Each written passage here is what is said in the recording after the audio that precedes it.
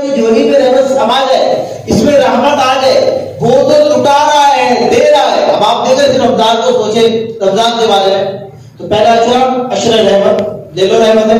دوسرا اشرا اشرا مغفرت، گھر والوں مغفرت ہے۔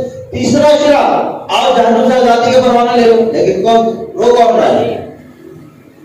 بات ہے جہنم کے خوف سے رو کون رہا ہے؟ جہنم سے پناہ کون مانگ رہا ہے؟ بچنے کی جستجو کون کر رہا ہے؟ کون ہے جو اپنی سجدے تعبیر کر رہا ہے؟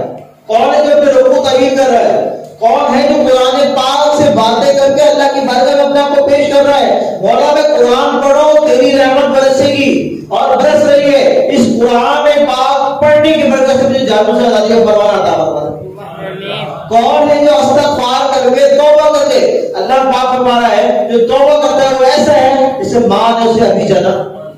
وہ کون ہے ہمیں میں سے ایسا جو توبہ کر رہا ہے، جو اپنی غلطی کو غلطی سمجھ رہا ہے؟ پہلے تو ہم تو ہے نا کسی اور مخلوق کے بندے، غلطی ہم سے تو غلطی ہوتی نہیں ہے۔ پہلے تو یہ سمجھنا ہے کہ یار غلطی ہوتی کیا ہے، دوسرا یہ سمجھنا ہے کہ اگر غلطی ہو گئی ہے، بڑے ہیں چھوٹے ہیں کچھ بھی لبیک، تسلیم کر لینے میں مذائقہ نہیں ہے، تسلیم کر لینے میں مذائقہ نہیں ہے۔ کوئی عزت نہیں گھٹتی ہے، سامنے والے کے دل میں اور محبت بڑھ جاتی ہے۔ نے غلطی کی تھی، سوری تو کر لی نا، اپنے آپ کو لائن سیدھی تو کر لی نا۔ تو اس لیے پیارے اسلام بھائی، اللہ پاک کی رحمت سے کبھی ناامید نہیں ہونا چاہیے۔